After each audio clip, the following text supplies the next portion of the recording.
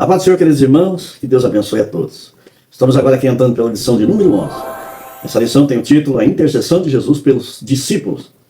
Essa lição é do dia 15 de junho de 2025. O texto áureo. E a vida eterna é esta, que conheçam a ti só por um único Deus verdadeiro e a Jesus Cristo, a quem enviaste. João, capítulo 17, versículo 3.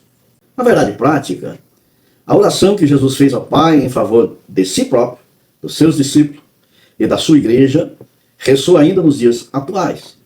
A leitura bíblica em classe se encontra no capítulo 17 do Evangelho de João, do versículo 1 ao 3, e depois do versículo 11 ao 17. Essa lição vai apresentar também 3 objetivos. O primeiro é meditar sobre a oração de Jesus pela sua glorificação, que se refere à sua missão redentora. Segundo, examinar a oração pelos discípulos para que sejam protegidos e santificados. E terceiro, mostrar a oração por aqueles que futuramente creriam, evidenciando a sua perspectiva eterna e inclusiva sobre o reino de Deus. Essa lição também vai apresentar uma palavra-chave, que é intercessão. Antes de entrar pela lição, gostaria que os irmãos compartilhassem, comentassem e dêem um like. É importante que os irmãos comentem. Nos ajuda a continuar com esse trabalho, que Deus possa salvar almas, libertar pelo teu imenso amor. Na introdução dessa lição, está assim: na presente lição, iremos explorar João 17. Este capítulo descreve a oração mais significativa que o nosso Senhor fez em benefício de si mesmo, ou seja, a sua glorificação, bem como a dos seus discípulos e dos cristãos que viriam a crer num futuro próximo.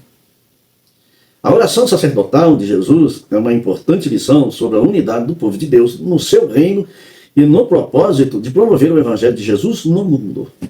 O primeiro tópico dessa lição está assim: a oração de Jesus e a sua glorificação. Aqui, este primeiro tópico também com 3 subtópicos. O primeiro sendo a oração de Jesus, o segundo a oração de Jesus pela sua glorificação, e o terceiro subtópico é a mesma glória com o Pai. Esses são os tópicos a serem atingidos desse primeiro tópico. Então, a partir daquele primeiro tópico, a oração de Jesus, o nosso comentarista, Elenay Cabral, professor dessa lição, ele coloca assim: entre todas as orações de Jesus documentadas nos evangelhos, é indiscutível que foi João a quem relatou. Possivelmente a mais elevada oração de Jesus, que é ali do capítulo 17 do Evangelho de João, do versículo 1 ao 26. No início de João 17:1 está escrito: Jesus falou essas coisas, essa frase remetente ao discurso do Senhor sobre a vinda do Espírito como Consolador. Conforme nós estudamos anteriormente, a lição passada vai ensinar que aprendemos aqui a respeito da promessa de Deus de derramar do seu Espírito sobre toda a carne. E aprendemos também no capítulo 20, versículo 22, que Jesus sopra do seu Espírito, em particular com seus discípulos. Isso nós aprendemos na lição passada, a qual o nosso comentarista cita nessa. Certamente o local onde o Senhor se encontrava era o mesmo que partilhou a última ceia com seus discípulos. Em relação à oração de Jesus no capítulo 17, os estudiosos costumam a referir a ela como a oração intercessória, a oração sacerdotal de Jesus, ou a oração da consagração. O nosso Senhor apresentou essa oração em pelo menos 3 partes. Ele orou por si mesmo, que vai do versículo 1 ao versículo 8. Intercedeu pelos seus discípulos, que vai do 9 ao 19. E também fez uma oração pela igreja futura, pelos irmãos que iam se converter futuramente, do versículo 20 ao 26. Esse é o comentário do comentarista, pastor Elenay Cabral, o nosso professor. Essa oração que o Senhor Jesus faz ali no capítulo 17, a qual nós conhecemos aqui como a oração intercessória sacerdotal. O Senhor Jesus intercedendo pelos seus discípulos, por ele e pela igreja, pedindo ao nosso Deus, sabendo de antemão que era chegada a sua hora de cumprir o propósito de Deus sobre essa terra. Quando Jesus ora pedindo a glorificação, que está ali no capítulo 17 e versículo 1, ele vai pedir para ser glorificado. E essa glorificação aqui é o propósito da qual ele foi enviado sobre a terra, que era para ser crucificado e depois ser ressuscitado através do Espírito de Deus, através do poder de Deus. Jesus aqui se entrega em toda a vontade de Deus, que é o Pai. Ele entra na vontade de Deus, é enviado pela vontade de Deus, cumpre a vontade de Deus e agora pede para ser glorificado porque cumpriu a vontade de Deus. Aqui o nosso Senhor Jesus, desde ali em Filipenses, no capítulo 2, do versículo 5 a seguir, mostra que ele é de coração consciente e voluntário. E aqui, rumo a essa glorificação, por ser obediente até a morte de cruz. Dentro dessa glorificação, a qual Jesus aqui, de antemão da sua crucificação, que era já os seus últimos momentos aqui na terra, ali em Romanos, no capítulo 6, versículo 4, diz assim: fomos, pois, sepultados com ele na morte pelo batismo, para que com Cristo foi ressuscitado dentre os mortos pela glória do Pai, assim também andemos nós em novidade de vida. Aqui o caminho dessa glorificação também, cumprindo toda a ordem e todo o propósito de Deus, o nosso Senhor Jesus Cristo, que desce à sepultura, cumprindo esse propósito, levantando todos aqueles também que traz o símbolo dessa morte na água do batismo. E sermos ressuscitados juntamente com ele, que ele fez isso na glória de Deus. Lá em Hebreus, no capítulo 1, versículo 3, diz assim a palavra de Deus: ele que é o resplendor da glória, a expressão exata do seu ser, sustentando todas as coisas que pela palavra do seu poder, depois de ter feito a purificação dos pecados. Essa glorificação que se cumpre aqui na vida do nosso Senhor Jesus Cristo, que é o sentido de resgate, de perdoar, de lavar pecado. Agora tudo sendo cumprido nele, traz salvação ao mundo, e o seu nome agora é glorificado no céu. Lá em Filipenses, a Bíblia fala que agora Deus exalta o nome de Jesus sobre todo nome. E a Bíblia vai falar mais, que todo poder está na mão do nosso Senhor e Salvador Jesus Cristo. Por isso que o versículo 1 do capítulo 17 diz assim: glorifica o teu filho, para quem também o filho te glorifique a ti. A glorificação do Pai que está no Filho está na obediência a toda a palavra, mostrando que Deus é misericordioso, mostrou que Deus salva, mostrou que Deus cura, mostrou que Deus ressuscita o morto, mostrou que Deus cumpre a sua palavra, assim como está lá em Jeremias, no capítulo 1, versículo 12, que Deus vela sobre a sua palavra para cumprir. E aqui o Filho de Deus está sendo glorificado e glorificado o Pai em toda a sua palavra. Jesus aqui nessa oração, ele reconhece que a hora dele chegou. Ele aceita a cruz voluntariamente. Aqui ele cumpre plenamente a missão do Pai.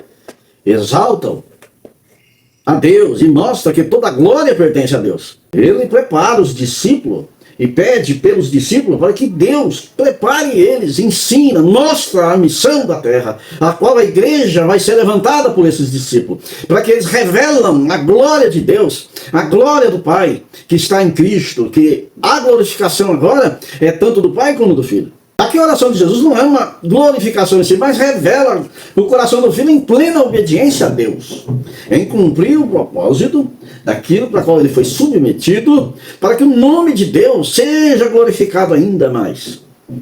Ele mostra uma submissão total ao propósito de Deus. E isso antecede e aponta diretamente à glorificação. Aqui no versículo 1, Jesus falou essas coisas e levantando os olhos ao céu, disse: Pai, é chegada a hora, glorifica o teu filho, para que também o teu filho te glorifique a ti.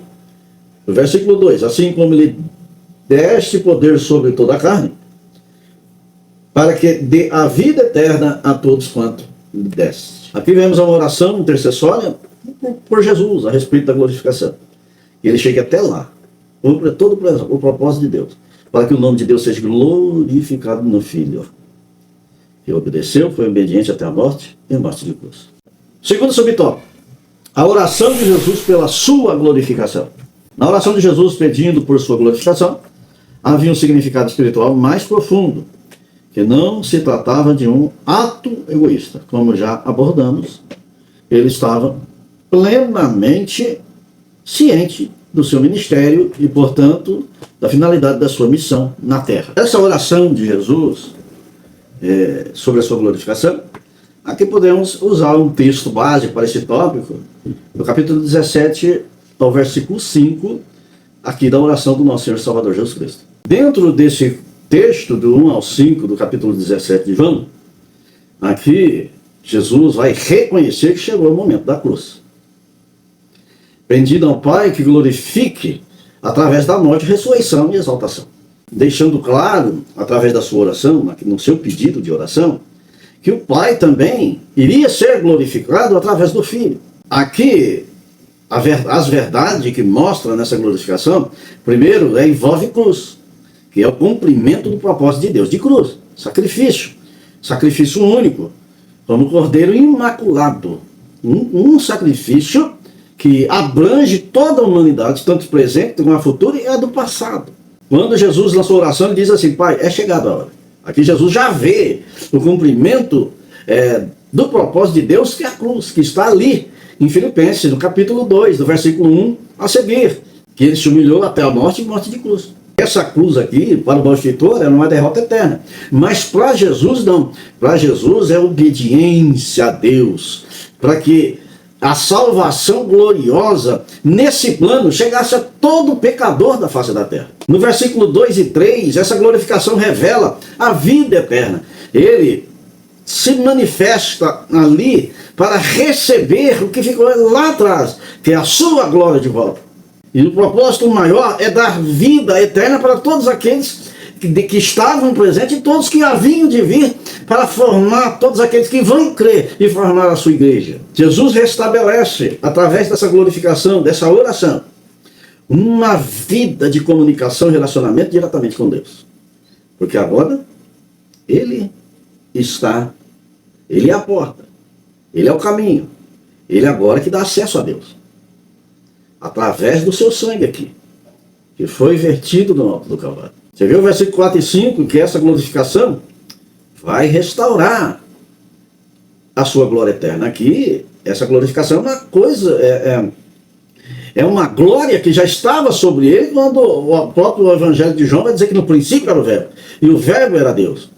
E vai mostrar que todas as coisas que foram feitas foi por intermédio dele, porque ele já era glorificado. A Bíblia diz assim: glorifica-me junto a ti mesmo com aquela glória que eu tinha contigo antes que o mundo existisse. Ele já pertencia a essa essência glorificada da Trindade. Jesus já pertencia a essa glória, ele já era glorificado. Então, quando ele traz um corpo, soma um corpo sobre si, que se esvazia de si mesmo, e toma a forma de homem, ele deixa essa glória, porque ele se esvaziou. E agora que ele reivindica, por ter cumprido todo o propósito de Deus, essa glorificação novamente. Ele pede o que já era de direito, que já é dele. Agora, quando ele se esvazia, que se torna carnal, a Bíblia diz que ele esvazia. Então ele tira tudo isso. Agora, como Jesus anseia voltar para a sua glória, ele mostra que a obra já está sendo consumada. Então ele será exaltado novamente à direita do Pai. Pai, Filho e Espírito Santo. Vai ser glorificado novamente porque cumpriu todo o propósito de Deus, que é a obra redentora de Deus. Aqui agora, na sua glorificação, vai trazer vida eterna para todos aqueles que crêem na sua obra redentora e faz menção do alto do Calvário, aonde o sangue foi vertido e lavou as almas do ser humano de toda existência. Todos aqueles que amaram a Deus e amaram o seu Filho, o seu único Filho, e deram crédito a essa pregação. Por isso que lá em Isaías, no capítulo 53, a quem deu crédito à nossa pregação? A Bíblia diz que aqui em Isaías, no capítulo 53, versículo 1, quem creu em nossa pregação? E a quem foi revelado o braço do Senhor? Aqui, quem deu crédito a essa palavra, a qual o braço do Senhor foi revelado, e Jesus veio e cumpriu esse propósito de Deus, agora está sendo glorificado, e todos aqueles que creram nessa palavra também ganhou vida eterna através do sangue de Jesus. Então, aqui no texto do capítulo 17, versículo 1 ao 5, mostra aqui uma oração que intercede a cruz, antes da cruz, que revela que o coração do nosso Senhor Jesus é glorioso. Tanto que Jesus aqui agora não está fugindo, mas está abraçando a cruz.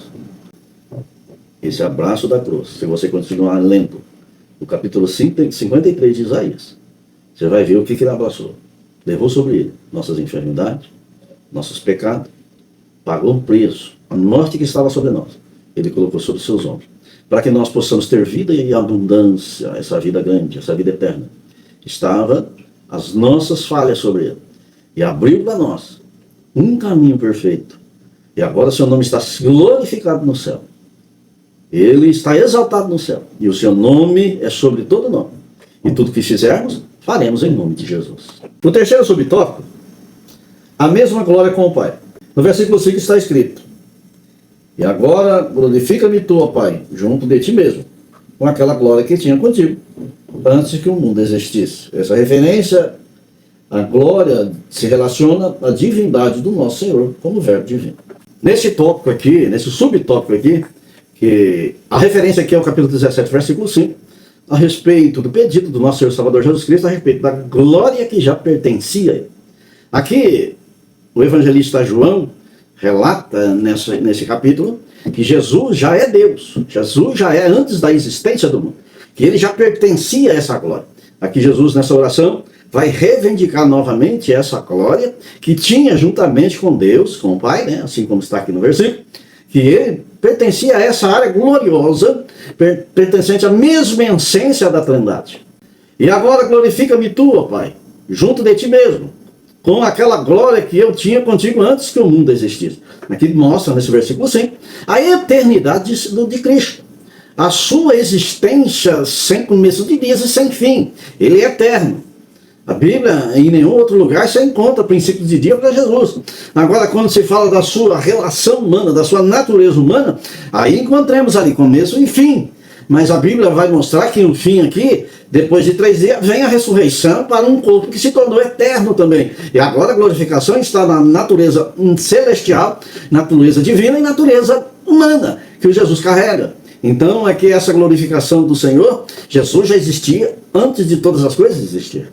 Esse pedido do Senhor só traz a prova, o evangelista apóstolo João vai trazer a prova que Jesus é igual ao Pai em essência, compartilhando da mesma glória.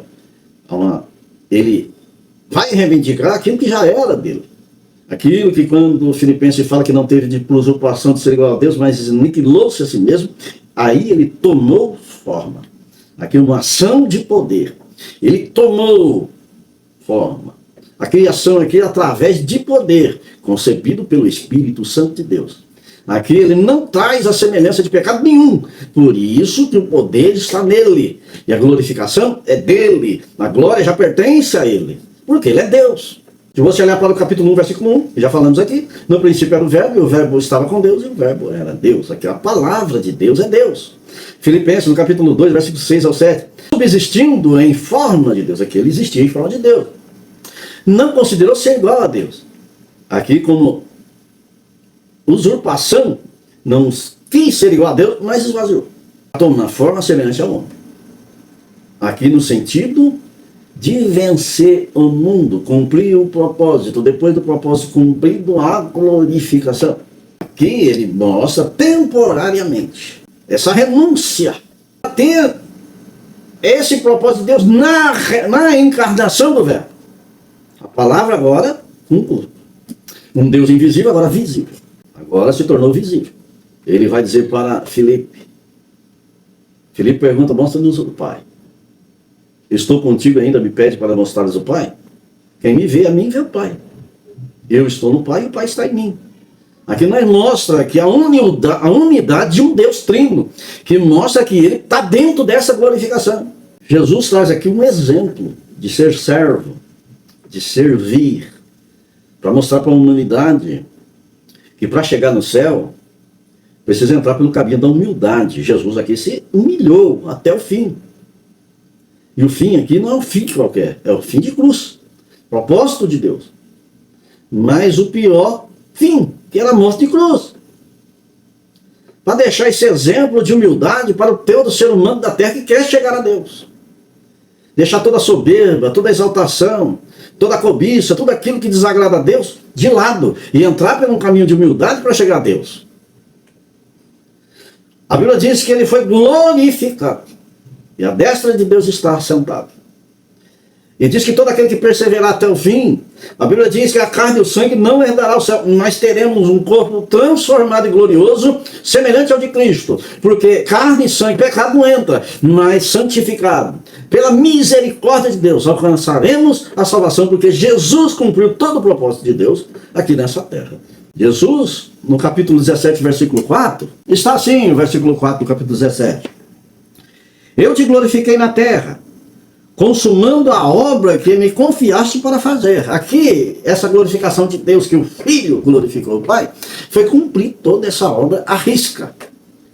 Cumprindo o que a Bíblia diz que não se perderá nem um tio da sua palavra, nem um pingo, nem uma vírgula. Jesus cumpriu ela toda à risca. Então o nome de Deus foi glorificado. Porque muitas pessoas ali no momento e futuramente creu nessa palavra, deu crédito a essa pregação. E Deus, agora, na terra, o seu nome é exaltado e glorificado. Por isso que lá na primeira carta de Pedro mostra a ação de Jesus no perdão do pecado da humanidade, que abrangeu toda a humanidade que estava existente, as que passou e as que iam vir no futuro, e as que estavam embaixo e as que estavam em cima. E o sangue do Senhor Jesus glorificou o nome de Deus através dessa ação que ele fez com toda a obediência e humildade, voluntariamente. Essa é a oração de Jesus pela sua glorificação. Aprendemos aqui que Jesus é o mesmo Deus, e eterno e glorioso, que agora reivindicou a sua glória igual com o Pai, a qual que ele já pertencia a essa glória. E ele cumpriu todo esse propósito de Deus, dando direito a nós também a pertencer a esse céu glorioso. O segundo tópico, a oração de Jesus pelos discípulos. E também tem 3 subtópicos. A primeira é a intercessão pela proteção dos discípulos. Os discípulos receberam a palavra. E terceiro, protegidos do mundo. O primeiro, a intercessão pela proteção dos discípulos. No versículo 4 a 8, exceto o versículo 5, Jesus ora como se estivesse apresentando um relato ao Pai sobre tudo o que realizou durante seu ministério na terra. No versículo 6, ele intercede por seus discípulos e pela unidade entre eles, uma vez que seriam os responsáveis por continuar a obra de Jesus Cristo que havia iniciado. Jesus aqui nessa oração, intercedendo pelos discípulos, e pede a Deus a respeito de cada um deles, para que Deus guarde a respeito do mundo, da maldade que há no mundo, pelo sistema do mundo, pelo tentador Satanás e diabo, que estariam tentando atrapalhar a missão a qual Deus levantou esses discípulos, que foi o próprio Deus, na escolha de Jesus, que entregou esses homens para uma obra específica aqui na terra. E Jesus agora vai suplicar a Deus para guardar e proteger, para que eles possam cumprir a missão que é a formação da igreja do nosso Senhor Salvador Jesus Cristo, tirada da face da terra. Estão responsáveis aqui para continuar essa obra de missão, agora missionária, é o princípio da igreja revelada por Jesus aqui na terra. O versículo aqui principal, que eu posso usar como tema, é o versículo 15 do capítulo 17, quando Jesus diz assim: não rogo-vos que os tire do mundo, mas que os livre do mal. O mal aqui abrange o sistema de época, o sistema do mundo de época, abrange aqui o inimigo de nossas almas, a qual eles vão sofrer perseguições, eles vão ter as perseguições humanas, para que o mundo venha ceifar as suas vidas, assim como o Império Romano fez com muitos cristãos, que foram derrotados e mortos. Derrotados não, mas tiradas as suas vidas na arena do Coliseu em Roma, onde muitos dos crentes foram queimados em poste de fogo, outros jogados em taça de óleo fervendo. Muitos deles perderam a vida por amor a Cristo. E aqui o nosso Senhor Jesus intercede pelos seus 12 apóstolos, exceto aquele que é maligno, que a Bíblia fala que tem um maligno no seu meio, que Deus protegesse eles e guardasse debaixo da tua potente mão. Essa é uma intercessão direta de Jesus pelos seus discípulos. E Jesus aqui vai chamar no versículo 11 uma oração para manter eles unidos, assim como o Pai e o Filho é unido, trazer uma unidade para dentro desses apóstolos, desses discípulos de Jesus. Ele pede a Deus que traz essa união, assim como tem a união da Trindade. O versículo 11 diz: guarda-vos em teu nome, para que sejam um, assim como nós, assim como eu e Deus, como Jesus e Deus, sejamos iguais, unidos iguais, trabalhando num só propósito, que é o propósito de redenção da humanidade. Jesus aqui pede a Deus que essa unidade seja perseverada e guardada na verdade e na fé. Que isso possa estar dentro deles, vivendo numa verdade que é a verdade de Deus. Aqui Jesus Cristo pede a Deus para que Deus não os tire do mundo, mas que os proteja contra o mal. Guarda. O interessante aqui é que Jesus ora e intercede pelos seus discípulos, porque eles estão no mundo. Mas o mundo não está neles. Por isso que a oração de Jesus é por preservar eles longe desse mundo, mesmo vivendo no mundo.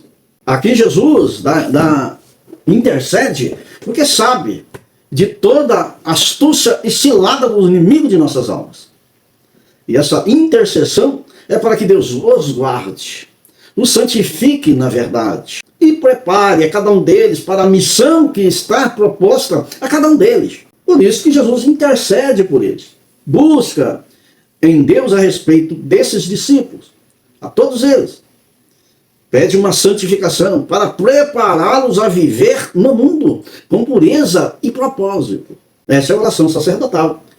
E a segunda parte do capítulo 17 da intercessão sacerdotal do nosso Senhor e Salvador Jesus Cristo. Jesus também pede no versículo 18 uma confirmação da missão.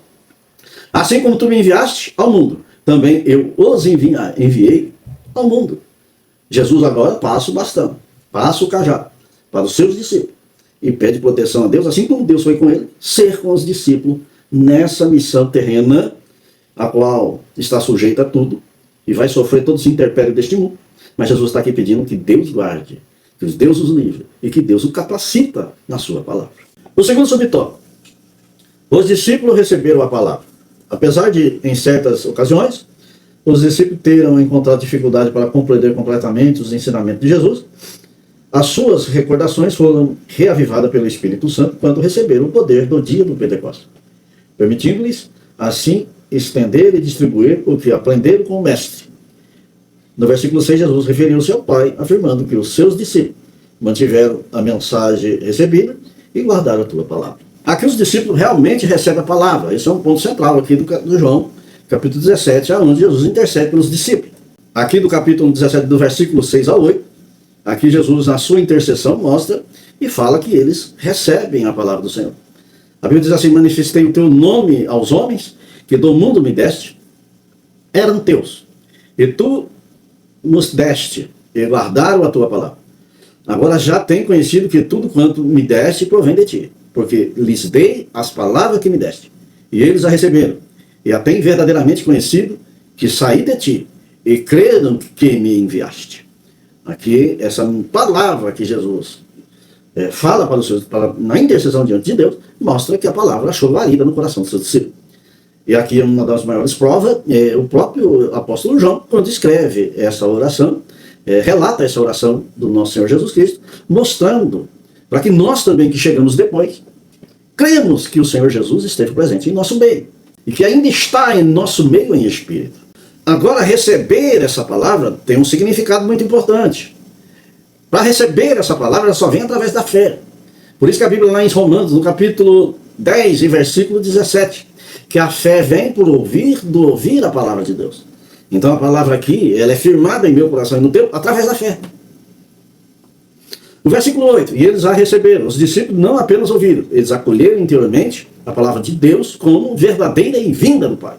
Creram em Deus, creram em Jesus e receberam a palavra no coração e passaram a viver através dessa palavra. Creram que tu me enviaste. É o final do versículo, do versículo 8 do capítulo 17. Aqui mostra que eles receberam a palavra de Deus, guardaram a palavra de Deus. E esse guardar aqui significa obedecer, significa observar, significa preservar, estar nele, plantado em seu coração. Por isso que o salmista Davi vai dizer assim: guardei a tua palavra em meu coração, para não pecar contra ti. Então aqui há uma visão a respeito de fé em Deus, em toda a sua palavra.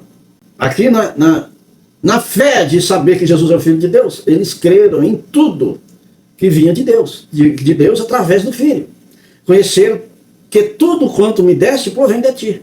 Essas são palavras de Jesus na intercessão pelos seus discípulos. Então aqui na intercessão de Jesus, e revela nessa oração, Jesus revela para Deus que receberam a palavra e acreditaram que essa palavra vinha de Deus. Guardaram a palavra, procuraram viver e obedecer segundo os ensinamentos de Cristo. Creram em Jesus reconhecendo que ele é a origem de vida, a essência é celestial. Ele está aqui com eles, junto com eles. Mas na sua ascensão, creram, já criam que ele era o Filho de Deus. Viram que toda a revelação da tua palavra, através de Jesus Cristo, vem de Deus. E Jesus aqui revela, na sua oração, para que Deus possa protegê-los e guardá-los. Porque agora pertence também a Deus, que agora são a corredeira com Cristo, para que um dia também tenha direito na árvore da vida. Por isso entendemos que todos quantos, assim como está lá em João, no Evangelho de João, capítulo 1, versículo 12, mas todo quanto o receberam, deu-lhe o poder de serem feitos filhos de Deus, os que creram no seu nome. Então, a palavra de Deus se estende para todos aqueles que virão futuramente, para continuar esse propósito de Deus sobre a terra, na revelação da sua palavra a toda a humanidade da terra. Lá em 1 Tessalonicenses, capítulo 2, versículo 13, recebendo de nós a palavra da pregação de Deus, recebeste, não como palavra de homens, mas como é, na verdade, como a palavra de Deus, a qual também opera em vós e os que creem. Aqui a Bíblia fala que todo aquele que recebe a palavra de Deus, mas não é palavra de homens, não é a palavra que finda, mas essa palavra aqui é que jorra para a vida eterna, é como um rio de água viva que jorra para a vida eterna. É essa palavra que está plantada no coração de todos aqueles que creem, assim como foram os seus discípulos, a qual na oração Deus testemunha, o Senhor Jesus testemunha a Deus a respeito dessa fidelidade dos seus discípulos. A parábola do semeador, lá no capítulo 8, versículo 15 de Lucas.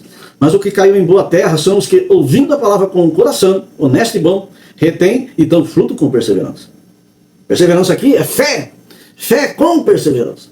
Crendo que tudo isso que Deus deu, que prometeu, que deu, que santificou, que capacitou, mas também que vai alcançar a vida eterna. Por isso que essa viva esperança está naquele que guardou a palavra no coração. Lá na carta aos Tiago, no capítulo 1, versículo 21 e 22. Recebei com mansidão a palavra em voz externada, a qual pode salvar as vossas almas. E sede cumpridores da palavra, e não somente os ouvintes, enganando-se a vós mesmo. Aqui a palavra vem. Você precisa cumpri-la, você precisa guardá-la, precisa se humilhar na presença de Deus. Não ser só um ouvinte, mas ser uma praticante da verdade que vem do céu.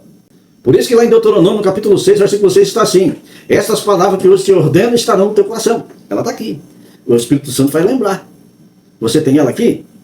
Ele só vai lembrar para quem guardou ela no coração. Se você guardou ela aqui, no momento oportuno, ele faz você lembrar. Por isso que essa palavra, se está guardada, e o Espírito Santo vai fazer lembrar, por isso que ela vai trazer efeitos sobre a nossa vida. Um dos efeitos está lá em Salmo 119, versículo 11. Escondi a tua palavra no meu coração para não pecar contra ti. Lá em Romanos 10, 17. De sorte que a fé vem pelo ouvir, e ouvir pela palavra de Deus. Fé é gerada através dessa palavra. A sua fé aumenta quanto mais você guarda a palavra, quanto mais você vive a palavra, quanto mais você dá crédito a essa palavra, mais a sua fé cresce. Quanto mais você pratica essa verdade, vivendo essa palavra, o que vai aumentar no seu coração? Por isso que lá em Jeremias, no capítulo 15, versículo 16, está assim: achando-se as tuas palavras, logo as comi, e a tua palavra foi para mim o gozo e a alegria do meu coração. Por isso que o Senhor Jesus vai dizer assim: não só de pão viverá o homem, mas de toda palavra que sai da boca de Deus. Ela te alimenta, ela te sustenta, ela te prepara, ela te santifica, ela te guarda, te livra, para que você seja moldado nessa palavra, para trazer uma estatura de varão perfeito, virando agora um verdadeiro cidadão do céu, porque essa palavra vai te moldar e te trazer a uma semelhança de Cristo. Por isso que o apóstolo Paulo vai dizer: sejam meus imitadores, assim como eu sou de Cristo. Essa palavra tem que receber com fé. Lá em João, no capítulo 1, versículo 12. 1 Tessalonicenses, capítulo 2, versículo 13. E Romanos, capítulo 10, versículo 17. Receber com obediência. Tiago, capítulo 1, versículo 20 e 22. Deuteronômio 6 e 6. Receber com fruto. Lucas 8 e 15. Salmo 119 e 11. Traz um resultado de alegria, fé, proteção. Jeremias, capítulo 15, versículo 16. E Salmo 119, versículo 11. Então, esse tópico que aprendemos aqui nessa lição. Os discípulos receberam a palavra. Aprendemos com ele. Recebemos a palavra e guardamos em nosso coração. Para ter uma vida pautada com os nossos passos na presença de Deus. Salmo 119, versículo 105. Lâmpada para os meus pés é a tua palavra e luz para o meu caminho. O terceiro subtópico, protegidos do mundo. O versículo 14 afirma: dele a tua palavra e o mundo os odiou, porque eu não sou do mundo, assim como eu não sou do mundo. É importante prestar atenção ao termo mundo. Este pode referir-se ao universo criado, ou à humanidade. No entanto, aqui Jesus se revela ao sistema espiritual governado por Satanás. O apóstolo Paulo descreve este mundo como um governo espiritual maligno. Por conseguinte, o nosso Senhor deseja que o Pai guarde os seus discípulos desse sistema mundano. Aqui esse tema protegido do mundo está ligado ao versículo 11 ao 16. E como versículo-chave aqui o versículo 14. A qual Jesus vai pedir proteção para que Deus guarde os seus discípulos do mundo.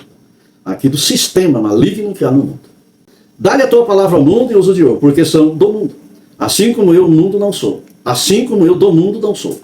Não peço que tire-os do mundo, mas que os guarde do mal. Eles não são do mundo, como também eu do mundo não sou. Aqui na oração de Jesus, essa oração sacerdotal, Jesus não pede para que os discípulos sejam tirados do mundo, mas que permaneçam protegidos debaixo das potente mão de Deus no mundo. Que estejam aqui, mas protegidos e guardados por Deus.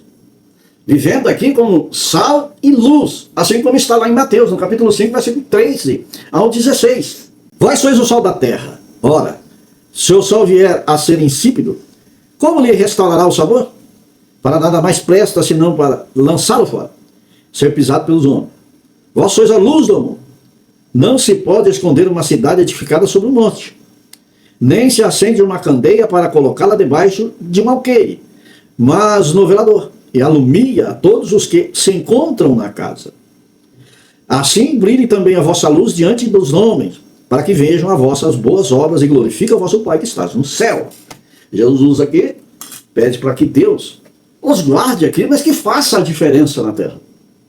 Que mostre para essa humanidade que eles estão no mundo, mas o mundo não está neles. Lá em João, no capítulo 17, versículo 18, aqui dessa aula que estamos tendo hoje, está assim: assim como tu me enviaste ao mundo, também os enviei ao mundo.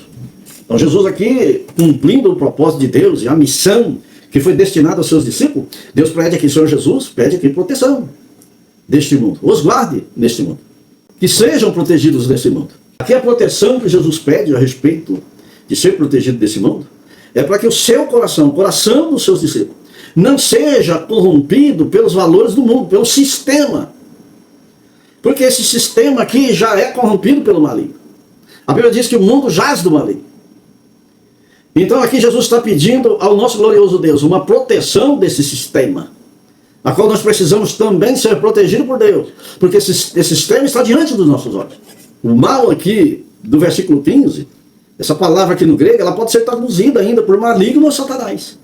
É o sistema que está dentro dessa humanidade, que é, esse sistema, ele é orientado por maligno, por Satanás, que é o que governa. Por isso Jesus vai orar e pedir proteção, e para que Deus guarde e os livra de tudo.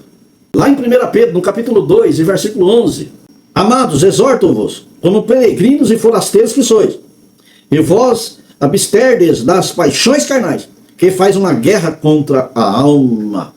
O apóstolo Pedro mostra que todos aqueles que estão em Cristo tornam-se peregrinos nessa terra, porque não pertence a essa terra. Você pertence agora ao céu, porque agora você foi ressuscitado por Cristo.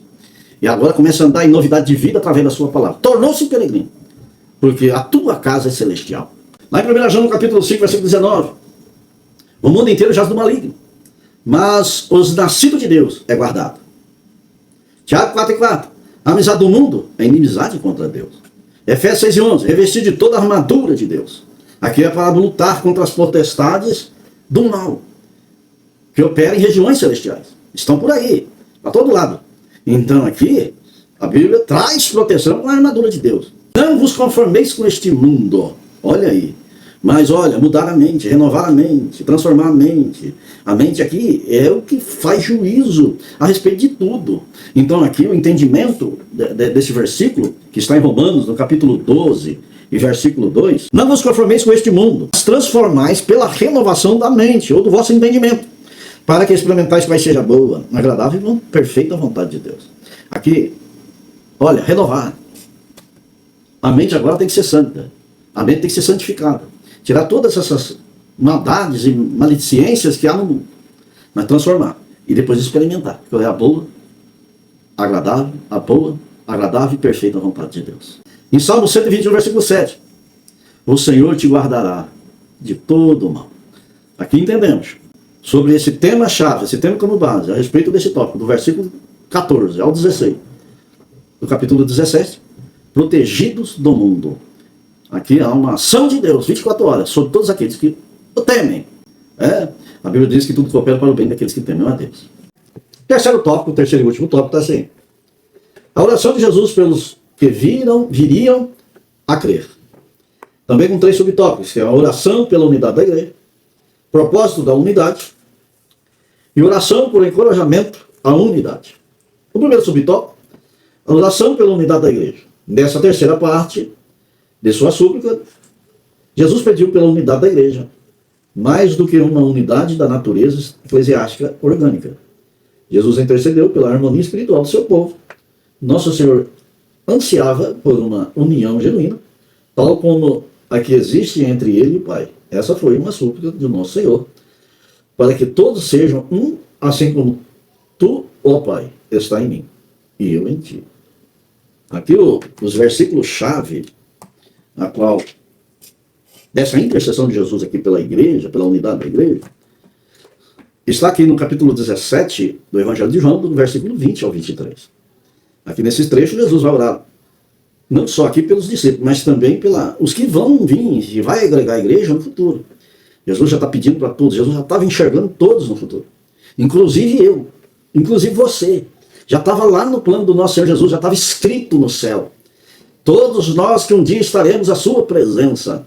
E aquela oração sacerdotal já servia para a unidade da igreja. Estávamos nós todos incluídos nessa oração.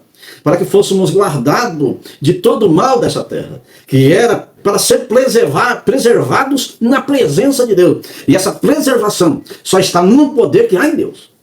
O versículo 20 e 23 está assim. Não rogo somente por este, mas também por aqueles que, pela sua palavra, hão de crer em mim. Para que todos sejam um, como tu, ó Pai, és em mim, e eu em ti. Que também eles sejam um em nós.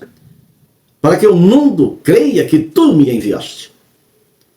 Eu dei-lhe a glória que há em mim, me deste. Para que sejam um, como nós somos um, e eu nele, e tu em mim. Para que eles sejam perfeitos em unidade. E para que o mundo conheça que tu me enviaste a mim. E que os tenha amado a eles como me tens amado a mim. Aí em João, capítulo 17, versículo 20 ao 23. Essa oração sacerdotal do nosso Senhor Jesus pelos seus discípulos e a igreja. Todos aqueles que iam agregar a essa obra de Deus, que é uma obra missionária, que Jesus veio cumprir aqui na terra. Essa unidade que Jesus pede é uma unidade espiritual e verdadeira. Aqui ele vai relatar a respeito dessa unidade lá no capítulo 12 de 1 Coríntios. Quando ele fala que a igreja é um corpo, mas com vários membros, um ligado ao outro, trabalhando na sua função determinada pelo Espírito deste corpo. O Espírito deste corpo, que é o Espírito Santo de Deus, opera tudo em todos segundo o que bem lhe parecer, ou seja, segundo a sua vontade. Aqui essa unidade é de forma profunda. Ela não é uma unidade só de amizade. Não, essa unidade aqui é de amor, é de palavra, é de consolo, é de perseverança, é de carregar as cargas uns dos outros, é estar presente, cumprindo toda a obra que Deus nos propôs, que foi firmado nele. Não é uma unidade organizacional orgânica, mas ela é profunda espiritualmente. Precisa sim de uma unidade orgânica, mas precisa muito mais da unidade espiritual. Essa unidade que o Senhor Jesus nos pede é o que está no versículo 21. Para que o mundo creia que tu me enviaste. para que o mundo veja que tu é luz, que tu é sal. Que quando você sai andando pelas trevas, é uma luz clareando o caminho, para que todos aqueles que fitar os olhos sobre você vejam o poder de Deus manifesto na sua vida. O versículo 22, Deus a glória a que a mim me deste. Jesus aqui fala de uma glória distribuída na sua igreja. Essa glória aqui não tem nada a ver com fama, com grandeza, com exaltação, mas mostra, essa glória aqui vai mostrar presença. Se Jesus está presente realmente dentro de você, você reflete essa glória a qual o Senhor Jesus tem. Você mostra esse caráter espiritual diferente do mundo. Essa glória aqui está refleta quando Deus derrama poder no dia do Pentecoste. Essa glória aqui é descer em humildade, porque Jesus desceu em humildade e essa glória agora transpassa, porque é essa que Ele está dando. Quando essa glória está refleta a nossa vida, a gente passa a viver em humildade e unidade, com graça, e perdão, e amor, e perseverando nessa doutrina. Lá em Efésios, no capítulo 4, versículo de 3 ao 6, há um só corpo, um só Espírito. 1 Coríntios 1 e 10, sejais unidos no mesmo pensamento e no mesmo parecer. Salmo 133, versículo 1, quão suave é que os irmãos vivam em união. Romanos capítulo 15, versículo 5 e 6, para que concordemente glorifiqueis a Deus com uma só voz. Colossenses capítulo 3, versículo 14, o vínculo da perfeição é o amor. Esses pedaços de versículo que citei aqui mostra uma união verdadeira de uma igreja na presença de Deus. Por isso no versículo 20 Jesus olha pela igreja, intercede por nós, nos vê no futuro, enxerga nossos momentos e está lá diante de Deus intercedendo ao nosso Pai, para que um dia nós herdamos a vida eterna, porque Ele peleja por nós ainda, porque Ele está intercedendo para que nós tenhamos força para vencer este mundo. Propósito da unidade. É o segundo tópico do terceiro. O propósito da unidade espiritual da igreja, conforme a intercessão do nosso Senhor Jesus, é que o mundo creia que tu me enviaste. Assim a igreja revela essa unidade espiritual com Cristo. Por pelo menos 4 motivos. Primeiro, união, essencial dos salvos como membro do corpo de Cristo. 1 Coríntios capítulo 12, versículo 12. União essencial dos salvos, promovida pelo conhecimento e crescimento sobre Jesus Cristo. 2 Pedro capítulo 3, versículo 18. União essencial dos salvos no desenvolvimento do fruto do Espírito, Gálatas capítulo 5, versículo 22 ao 23. E 4, a união essencial dos salvos manifestada na glória como filho de Deus, detentores da vida eterna. João capítulo 17, versículo 22. Esse é o segundo tópico que traz uma ideia de união em propósito. Aqui o nosso comentarista vai colocar algumas referências bíblicas a respeito dessa união, desse propósito de união. Ele vai colocar 4 motivos para essa união. E desses 4 motivos ele vai usar passagens conhecidas bíblicas. Aqui tem essa passagem que está em 1 Coríntios, no capítulo 12, versículo 12. Está falando ali de uma união a respeito de um corpo que é a unidade da igreja. Aqui reflete a ação de poder de uma igreja unida na presença de Deus. E também vai usar outros versículos aqui refletindo isso. Que a igreja unida para fazer diferença na face da terra. Para que todos, quanto vierem, olharem e ouvirem, crer, né, no poder manifesto da igreja, o poder do Espírito Santo. Que vai trazer algo sobrenatural, que essa unidade dentro de uma igreja vai trazer a humanidade da terra. Aqui em João, no capítulo 17, versículo 21 a 23, que é esse propósito de unidade ao qual o Senhor Jesus se refere na sua oração sacerdotal, está assim. A fim de que todos sejam um, como és tu, ó Pai, em mim e eu em ti. Também sejam eles em nós, para que o mundo creia que tu me enviaste. Eu lhe tenho transmitido a glória que me tens dado, para que sejais um como nós o somos. Versículo 23. Eu neles e tu em mim, a fim de que sejam aperfeiçoados na unidade, para que o mundo conheça que tu me enviaste e os amaste, como também amaste a mim.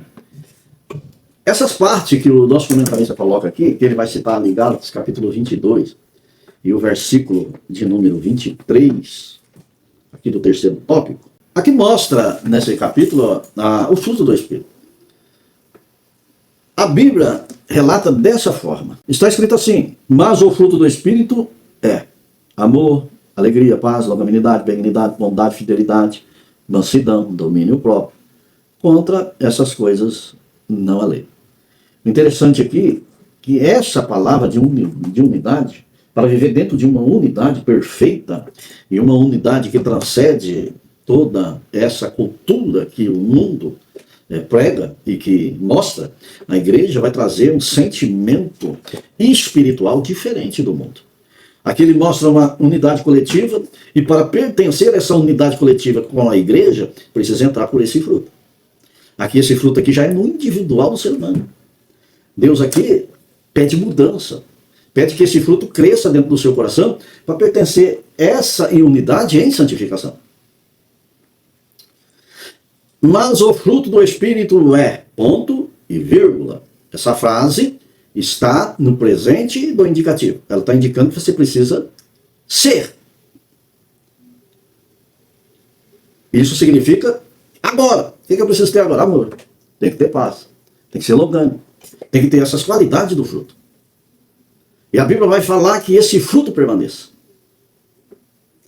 Por isso que lá em João, no capítulo 15, versículo 1, a Bíblia diz que Jesus, o nosso Senhor Jesus, é a videira, e nós somos o ramo. E a Bíblia fala que aquele que não dá fruto, Deus corta e joga fora para ser queimado. Mas o que dá fruto, Deus o poda para ter mais fruto. Então entendemos aqui que para pertencer a essa unidade perfeita da igreja, precisa produzir esse fruto. Mas está incluído nesse corpo. Aquele que não produz, tira para que não adoeça o resto da igreja. Mas ele é jogado para ser queimado. Mas mesmo quando você dá fruto, ele precisa ser podado.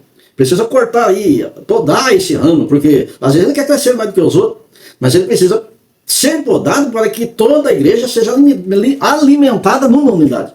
Não num só ramo. Ser maior do que os outros, não, ele precisa ser podado, para que permaneça igual, unido, na mesma essência a qual o Senhor Jesus deu à igreja. Aqui nessa passagem do capítulo 12, de 1 Coríntios, vai falar que um membro não pode dizer que não precisa de um outro membro. A boca não pode falar que não precisa de ouvir. Mas nós trabalhamos em comunhão de unidade, de uma unidade. Por isso, dessa parte de Gálatas, capítulo 5, versículo 22. Aqui em 2 Pedro, capítulo 3, versículo 18, antes crescer na graça e no conhecimento do nosso Senhor e Salvador Jesus Cristo, a Ele seja a glória tanto agora como no dia eterno, ou toda a eternidade. Aqui crescer na graça e no conhecimento. Como é que você vai pertencer a uma igreja se você não conhece Jesus? E que você não tem graça.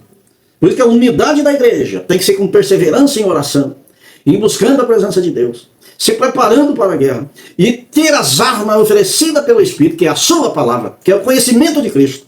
É saber expressar as verdades de Deus, pertencendo a essa unidade da igreja. Esse é o propósito da unidade. A Bíblia diz que, o Salmo 133, ó quão bom, quão suave é que os irmãos vivem em união. Aqui a unidade aqui traz bênção, traz vida, igreja. Se estamos vivendo essa verdade de Cristo aqui, para essa unidade. A unidade aqui não traz confusão a ninguém. Se vivemos pela essa palavra.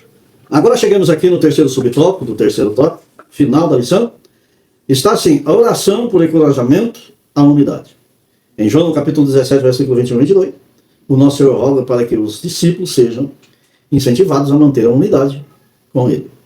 A crença em Cristo como único e suficiente Salvador é a principal razão da unidade cristã, de modo que os discípulos sejam encorajados a promover esse testemunho no mundo. Assim, sem essa unidade de fé, o testemunho perde completamente a sua credibilidade. Então, a união, esse encorajamento aqui já é individual, é em cima de cada um. Porque a Bíblia nos informa a respeito de um particular, individual de cada um diante de Deus. Cada um busca a sua própria salvação, a sua própria renúncia e o seu próprio encorajamento diante de Deus. E é Ele que vai nos capacitar e nos unir cada vez mais. Quanto mais nos aproximamos de Deus, mais precisamos de Deus e mais vemos que precisamos estar unidos para vencer esse mundo. Por isso que Jesus vai falar assim, que as portas do inferno não prevalecerá contra a tua igreja. Então ela vai passar triunfante sobre essa terra. Aquele inimigo que anda na frente, a igreja passa por cima, porque todos nós estamos encorajados por esse evangelho, por sua palavra. aqui do versículo 21 ao 23, Jesus intercede por nós, né? Para que Deus nos dê e nos encoraja para enfrentar as dificuldades. Entender o propósito de Deus. Aprender cada vez mais dele. Examinar a Escritura para achar o que fala de Cristo. Nos ensina a ter coragem para perdoar. Sabedoria para ouvir e graça para amar. Mesmo em diferença. Você vai encontrar muita diferença no seu irmão. Essa diferença aí, que você passa a enxergar como um ato que não te agrada, você vai aprender a amar o seu irmão com os seus próprios defeitos. Você tem os seus defeitos, o seu irmão tem o dele, mas você vai amar acima de defeito. Aprender a sua palavra para que a igreja revela a glória de Deus ao mundo. Vivermos unidos numa só fé, numa só amor. E ter o mesmo propósito, unido, que Jesus é o Salvador da humanidade. Tem várias referências bíblicas de encorajamento para aqueles que se propõem a servir a Deus. Efésios capítulo 4, versículo 1 ao 3. Rogo-vos que andeis com toda humildade e mansidão, suportamos uns aos outros, em amor, procurando guardar a unidade do Espírito pelo vínculo da paz. Aqui, essa unidade exige um certo esforço da parte de cada um. Essa unidade, ela quer amor ao próximo. Por isso que a Bíblia vai dizer amar a Deus sobre todas as coisas. Tudo que está em sua volta, tudo que está dentro dos seus olhos. E esse amor volta lá no próximo. E ao próximo, para depois chegar em ti, como a ti mesmo. Então você vê que aqui o círculo é sem fim. É um círculo perfeito, amar a Deus sobre todas as coisas. E ao próximo como a ti mesmo. Isso traz uma união perfeita. E você entende e se encoraja nessa palavra. Lá em Filipenses, no capítulo 2, versículo 1 e 2. Completai meu gozo, para que sintais o mesmo, tendo o mesmo amor, o mesmo ânimo, sentindo uma mesma coisa. Encorajamento mútuo na igreja. Tudo igual. Para que nós caminhamos com passos firmes, em sintonia com o Espírito Santo. Lá em 1 Coríntios, no capítulo 1, versículo 10.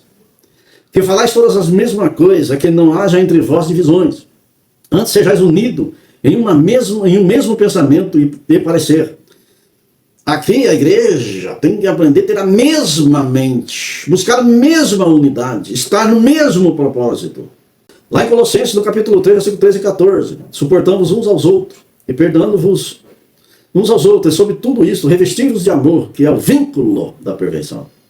O amor aqui é o laço mais forte da unidade. Esse amor que fecha o vínculo da perfeição. Lá em Romanos, no capítulo 15, versículos 5 e 6. Ora, o Deus da paciência e consolação vos conceda o mesmo sentimento uns para com os outros, segundo Cristo Jesus, para que com um só coração, uma só voz, glorifiquem o nosso Deus e Pai de nosso Senhor Jesus Cristo. Aqui uma unidade de adoração no Espírito perfeita. Então aprendemos aqui que esse encorajamento, a oração por encorajamento da unidade, que está no capítulo 17 de João, do versículo 21 e 23. Essa humildade e amor que está em Efésios, no capítulo 4, versículo 1 ao 3. E também no capítulo 3, versículo 13 e 14 de Colossenses. Uma unidade no pensar, 1 Coríntios 1 e 10, Filipenses 2, 1, capítulo 2, versículo 1 e 2. Unidade da adoração, Romanos capítulo 15, versículo 5 e 6. Exemplo da igreja primitiva, lá do começo, como eles se relacionavam, qual era a unidade no princípio da igreja primitiva. Está em Atos, no capítulo 4, versículo 32. Há uma unidade com bênção. Ali onde Deus ordena a bênção e a vida para todos sempre. Está lá em Salmo, no capítulo 1, no capítulo 133, do versículo 1 ao 3.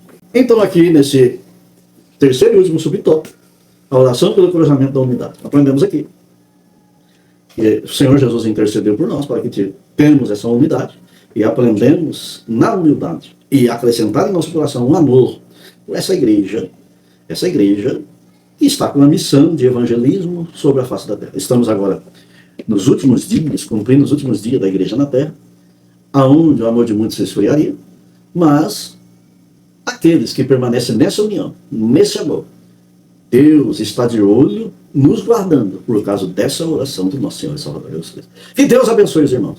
Aqui cumprimos a lição de número 11, que vai ser ministrada agora nesse final de semana.